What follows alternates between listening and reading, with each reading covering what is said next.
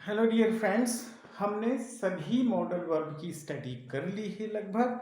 इसमें एक need and dare, ये दो ऐसी मॉडल वर्ब है जिसकी स्टडी बहुत ज़्यादा कंपलसरी नहीं है। अगर हम कॉम्पिटिटिव एग्जामिनेशन की दृष्टि से देख रहे हैं या हम एक कॉलेजिस्ट लेवल की हैसियत से या उसकी के उस लेवल पे देख रहे हैं, तो भी मैं ये पाता हूँ कि डेयर एंड नीड की जो अपनी यूटिलिटीज़ है, उसका जो यूजेस है वो बहुत ज़्यादा आवश्यक नहीं है। लेकिन फिर भी मैं लास्ट वीडियो में आपको इसके बारे में जानकारी दे दूंगा। आज हम इस वीडियो में मस्ट और शुड की कंपैरेटिव स्टडी कर रहे हैं।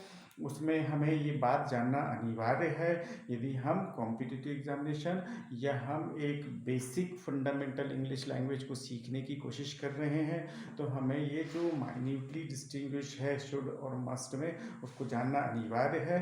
तो शुड का यूज़ हम कहाँ करेंगे और मस्ट का यूज़ हम कहाँ करेंगे, ये बात आपको जानना अनिवार्य है। तो मैं आपको सबसे पहले इसकी मीनिंग के बारे में बताता हूँ। What is the meaning of should? तो शुड की मीनिंग जो होती है डियर फ्रेंड्स, वो रिस्पॉन्सिबिलिटी, सजेशन एंड एडवाइस को शो करती है। जबकि यही मीनिंग जो होती है यहाँ पे मस्ट में obligation, necessity, need of movement और ड्यूटी एंड लॉ को शो करती है। नेसेसिटी ऑफ मूवमेंट का मतलब समझते हैं बच्चों?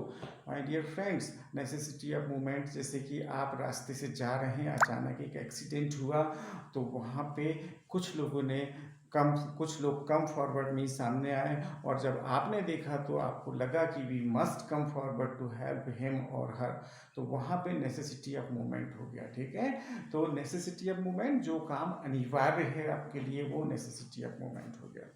ठीक है, नीड ऑफ मूवमेंट और नेसेसिटी ऑफ मूवमेंट।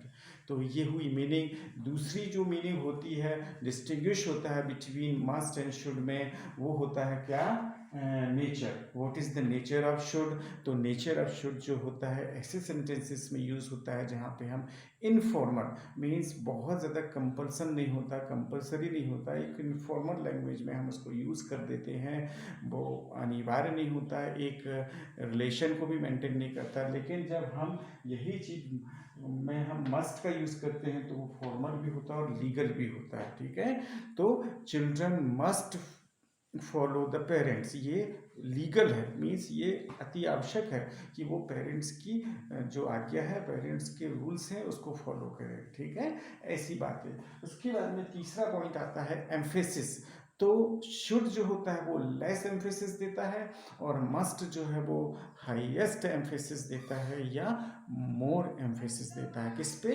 अपनी एक्शन पे, अपनी डीड पे, अपने डूइंग ऑफ वर्क पे एम्फेसिस देता है। ठीक है, तो ये तीन डिस्टिंग्विश हमने डिफरेंसेस पढ़े किस किस में, शुड एंड मस्ट में, कहाँ कहाँ क्या क्या यूज होगा इसके बारे में। ठीक है, मस्ट कहाँ यूज होगा, शुड कहाँ यूज होगा, इसके बारे में हमने पढ़ा। ठीक है, ध्यान रखिएगा, इसको ध्यान से सुनिएगा, पूरा वीडियो को ध्यान से सुनिएगा।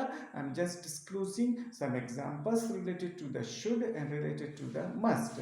So first of all, we should go to school regularly. It is not compulsory, means if you don't want to go to school regularly, you can just take a leave, at least a leave in a week. ऐसा कर सकते हैं, means बहुत ज़्यादा compulsion नहीं है, लेकिन we must follow the rules of schools, ये अनिवार्य है। क्योंकि रूल्स एंड रेगुलेशन को अगर हम फॉलो नहीं करेंगे तो हम एक स्टेबल और एक कंप्लीट पर्सनैलिटी कैसे बनेंगे। ठीक है, इसलिए तो रूल्स एंड रेगुलेशन बनाए जाते हैं डियर फ्रेंड्स। तो everybody should talk in English, everybody should talk in English, हमें सभी को इंग्लिश में बात करना चाहिए। ठीक है, और घर पे भी, बाहर भी, क्लासेस में, if you want to develop your language, if you want to overcome on your difficulties, you should talk in English, है ना। तो ये सिर्फ एक एडवाइस है। अब आपके अंदर से अगर तैयार होते हैं तो आप करिए।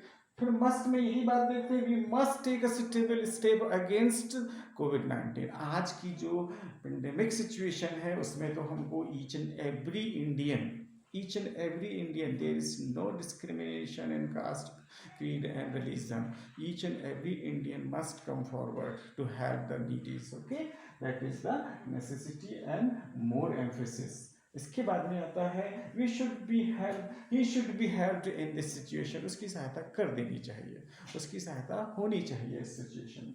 We must come forward to help the needies, आज हम इस सिचुएशन में सभी नीडी की हेल्प करने के लिए हमें आगे आना चाहिए।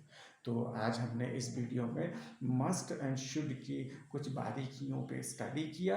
आप सभी बच्चे जिन्होंने इस चैनल को सब्सक्राइब नहीं किया है वो ज़रूर सब्सक्राइब करें और इसका पूरा एडवांटेज लें। अगले वीडियो में हम फिर 2 मॉडल वर्क के बारे में डिस्टिंग्विश जो उसकी जो बारीकियाँ उसके बारे में स्टडी करेंगे डियर फ्रेंड्स। तब तक के लिए हैव ए नाइस डे, सुरक्षित रहें, खुश रहें और अपने आप को प्रोटेक्टेड रखें।